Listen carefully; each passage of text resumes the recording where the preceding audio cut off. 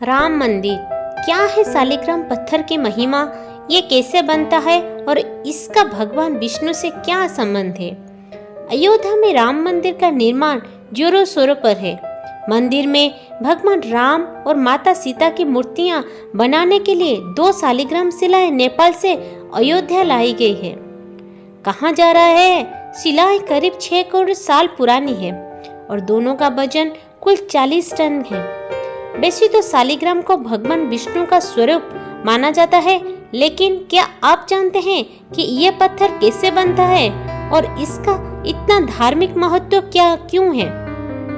भगवान राम की मूर्ति के लिए नेपाल की गंडक नदी से शालिग्राम के 2 पत्थर लाए गए। इन शिलाखंडों से ही भगवान राम और माता सीता की मूर्ति बनाई गई।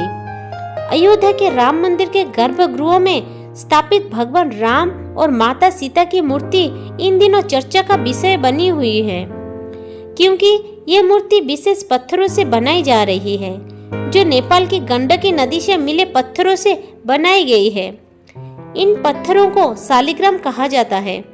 शालिग्राम भगवान विष्णु का अवतार। शालिग्राम पत्थरों से लोगों की धार्मिक आस्था जुड़ी हुई है।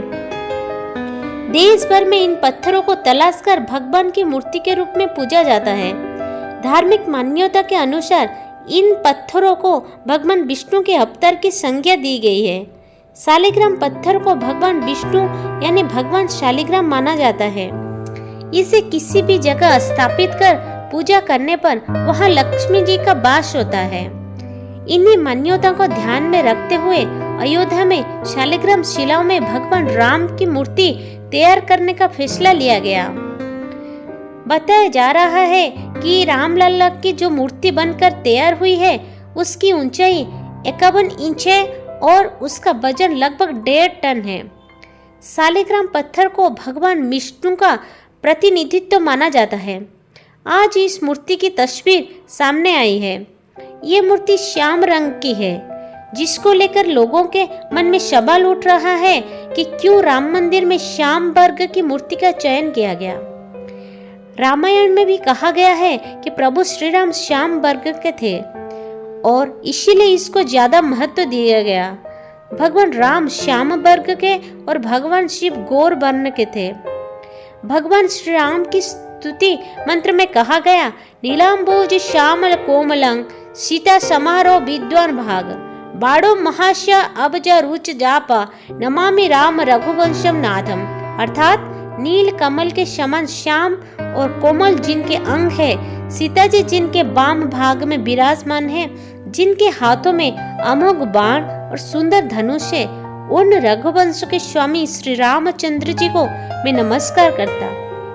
अर्थात परमात्मा श्री राम श्याम वर्ण के हैं। शालिग्राम पत्थरों को क्यों है खास?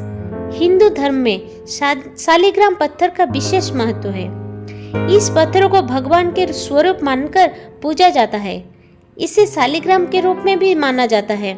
शालिग्राम शिवलिंग की तरह दुर्लभ है, जो हर जगह नहीं मिलती है।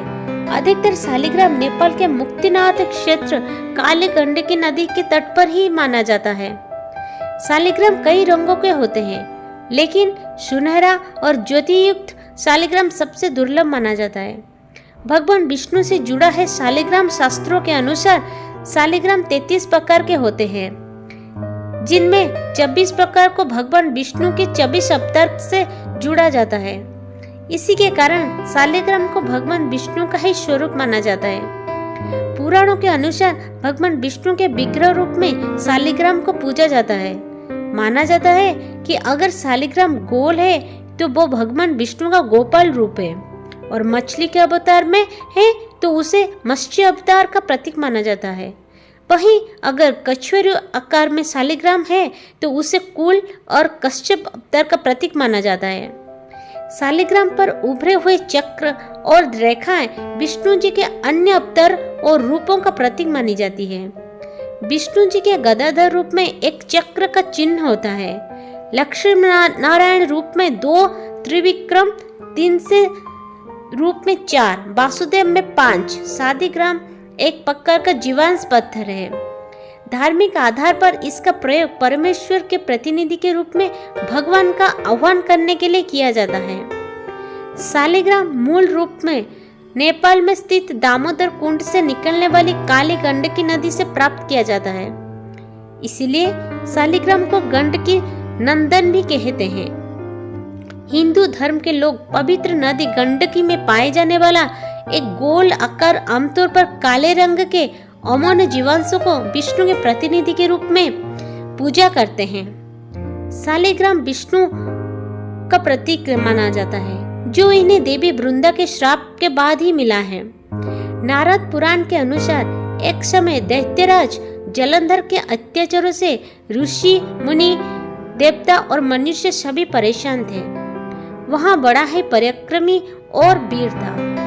इसके पीछे उसकी पतिव्रता धर्म का पालन करने वाली उनकी पत्नी वृंदा के पहियों का फल था, जिससे वह पराजित नहीं हो रहा था।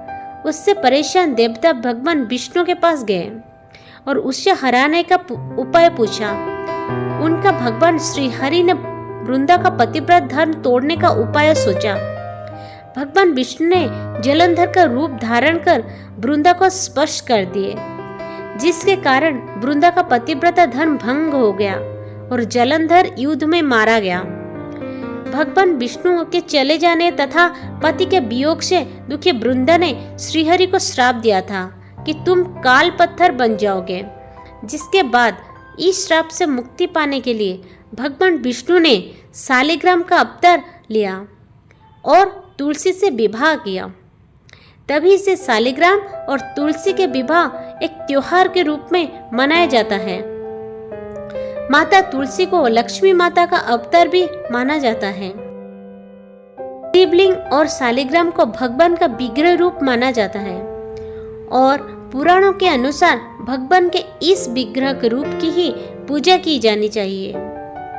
शिवलिंग के तो भारत में लाखों मंदिर हैं, लेकिन सालिग्राम जी का एक ही मंदिर है। सालिग्राम का एकमात्र मंदिर नेपाल के मुक्तिनाथ क्षेत्र में स्थित है। यह वैष्णव संप्रदाय के प्रमुख मंदिरों में से एक है। तैनात की यात्रा काफी कठिन है। माना जाता है कि यहाँ आने से लोगों की हर तरह के कष्टों से मुक्ति मिल जाती है।